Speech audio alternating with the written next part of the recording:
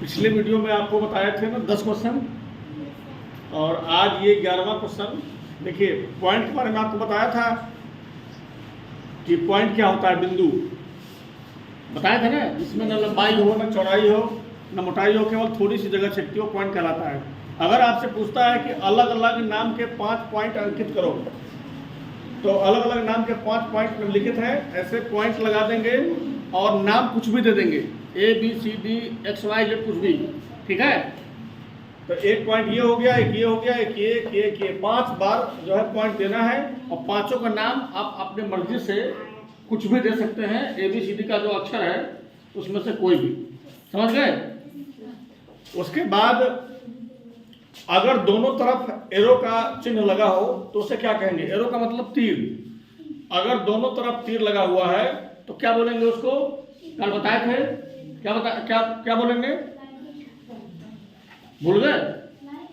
अगर दोनों तरफ एरो का चिन्ह लगा हो तो उसे लाइन कहेंगे। क्या बोलेंगे? लाइन बोलेंगे। अगर एक तरफ एरो का चिन्ह लगा हो तो उसे क्या कहेंगे? रे, किरण। ये पहचान है, ठीक है। चित्र के द्वारा आप पहचान सकते हैं कि कौन रेखा है, कौन किरण है और कौन रेखाखंड है। तीनों को पहचानने का ये तरीका है, केवल चित्र देख के आप पहचान सकते हो। अगर दोनों तरफ एरो लगा है तो लाइन, अगर एक तरफ एरो का चिन्ह लगा हो तो क्या बोलेंगे? किरण, रे। और अगर दोनों तरफ एक भी एरो नहीं लगा है तो उसे क्या कहेंगे? रेखाखंड, ठीक है। रेखाखंड जो है ये फिक्स होता है। आपके किताब में सवाल रहता है कि 5 सेंटीमीटर का रेखाखंड खींचो, तो 5 सेंटीमीटर फिक्स हो गया। क्या हो गया? 5 ही सेंटीमीटर खींचना है तो उसमें एरो का चिन्ह नहीं लगा होता है, समझ गए। तो अगर एक भी एरो का चिन्ह नहीं लगा है तो क्या होता है? Part of a line. क्या होता है? पार्ट ऑफ ए लाइन, ठीक है। लाइन का एक भाग, पार्ट का मतलब क्या होता है? भाग। ऑफ का मतलब का, अ लाइन, एक रेखा का एक भाग, रेखा का एक टुकड़ा, रेखा का एक टुकड़ा, यानी कि पार्ट ऑफ लाइन, रेखाखंड। पॉइंट कितने प्रकार के होते हैं? पॉइंट मतलब बिंदु। अब बिंदु तो आपने देखा, ये बिंदु लगा हुआ है, लेकिन ये कितने टाइप के बिंदु होते हैं इसको देखना है। तो पॉइंट कितने प्रकार के होते हैं? पॉइंट 3 प्रकार के होते हैं। पहला होता है कोलिनियर पॉइंट, यानी कि संरेख बिंदु। दूसरा होता है नॉन कोलिनियर पॉइंट, यानी कि संरेख बिंदु। और तीसरा होता है पॉइंट ऑफ इंटरसेक्शन, यानी कि प्रतिच्छेद बिंदु। समझ गए? अब आगे देखिए, ये तीनों का जो है, तीनों में अंतर क्या है ये आप आगे देखिए। ये तीनों आप याद कर लेंगे। अब देखिए, कोलिनियर पॉइंट कब होता है? पहला यही है ना, कोलिनियर पॉइंट, संरेख बिंदु। जब 3 या 3 से अधिक पॉइंट, समझ आ रहा है? जब 3 या 3 से अधिक पॉइंट एक सीधी लाइन पर हो, यानी कि एक सरल रेखा, स्ट्रेट लाइन पे, समझ गए। एक सीधी लाइन पे अगर 3 पॉइंट है तो उसे क्या बोलेंगे? कोलिनियर पॉइंट बोलेंगे, ठीक है। तभी कोलिनियर पॉइंट होता है, यानी कि संरेख बिंदु। संरेख मतलब एक सीध में हो, एक सीध में हो, एक लाइन में हो। नॉन कोलिनियर पॉइंट कब होता है? जब 3 या 3 से अधिक पॉइंट एक सीधी लाइन पर नहीं हो, तब नॉन कोलिनियर पॉइंट होता है, ठीक है। अब देखिए, एक पॉइंट यहाँ, एक पॉइंट यहाँ और एक पॉइंट नीचे हो गया। कहाँ हो गया? या नीचे हो सकता है, या ऊपर हो सकता है, या दाएं हो सकता है, बाएं हो सकता है। जब एक सीध में नहीं है तो कहीं भी हो सकता है। और लेकिन जब तीनों को हम मिलाएंगे आपस में तो क्या बन जाएगा? ट्रायंगल बन जाएगा। क्या बन जाएगा? ट्रायंगल मतलब त्रिभुज, जिसमें 3 भुजाएं होती हैं और 3 कोण होता है। समझ में आया? तो ये हो गया नॉन कोलिनियर पॉइंट, असंरेख। इसका मतलब क्या होता है? असंरेख बिंदु, जो एक सीध में ना हो। यहां देखिए, 3 बिंदु जो नॉन कोलिनियर पॉइंट असंरेख है, उससे मिलाने से क्या बनता है? अभी बताया आपको।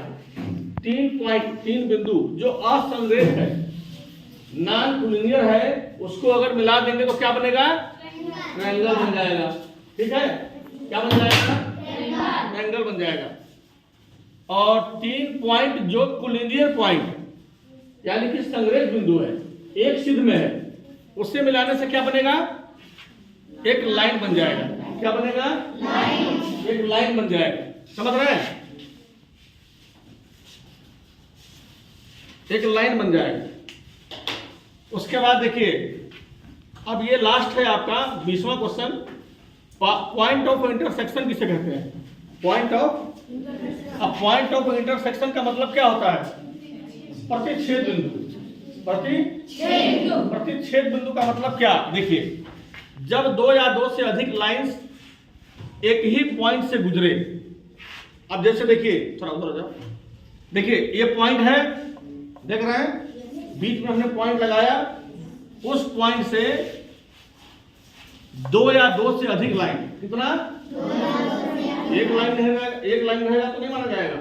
2 या 2 से अधिक, या तो 2 हो या उससे ज्यादा हो, अगर उसको क्रॉस कर रही है, मतलब काट रही है, उसके ऊपर से जा रही है, उसके ऊपर से जा रही है, ठीक है, तो वहां पर क्या होता है? पॉइंट ऑफ इंटरसेक्शन होता है। यानी कि उसको, उस बिंदु को क्या बोलते हैं? पॉइंट ऑफ इंटरसेक्शन, यानी कि प्रतिच्छेद बिंदु। ऐसा बिंदु जिस पर 2 या 2 से अधिक लाइन गुजर रहा है। क्या है? गुजर रहा है, ठीक है। और उस, तो जो ये हो गया पॉइंट ऑफ इंटरसेक्शन, यानी कि प्रतिच्छेद बिंदु। और ये जो लाइन गुजर रहा है, ये लाइन देख रहे हैं ना, ये 2 से ज्यादा लाइन है, इसका नाम हमने दे दिया है। एक लाइन AB है, एक BC है, एक CD है, ऐसे ऐसे करके है। तो ये जो लाइन है, इस लाइन का क्या नाम है? जो लाइन गुजर रहा है, उस लाइन का नाम क्या है? याद रखिए, यहाँ जो पॉइंट है वह पॉइंट ऑफ इंटरसेक्शन है, और सभी रेखाओं को क्या बोलते हैं? Concurrent line. क्या बोलते हैं? जो लाइन गुजर रहा है, उस लाइन का क्या नाम है? कॉन्करेंट लाइन, यानी कि संगामी रेखाएं। यानी कि कोई अगर पूछता है कि संगामी रेखा किसे कहते हैं, क्या बताएंगे आप?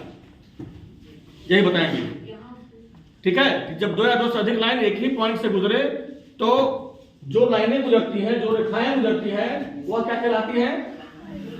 संगामी रेखाएं कहलाती हैं, यानी कि कॉन्करेंट लाइंस कहलाती है। वैसे इसका डेफिनेशन आगे हम लिखवाएंगे आपको, ठीक है। समझ में आया नहीं आया? एकदम अच्छे से। ओके।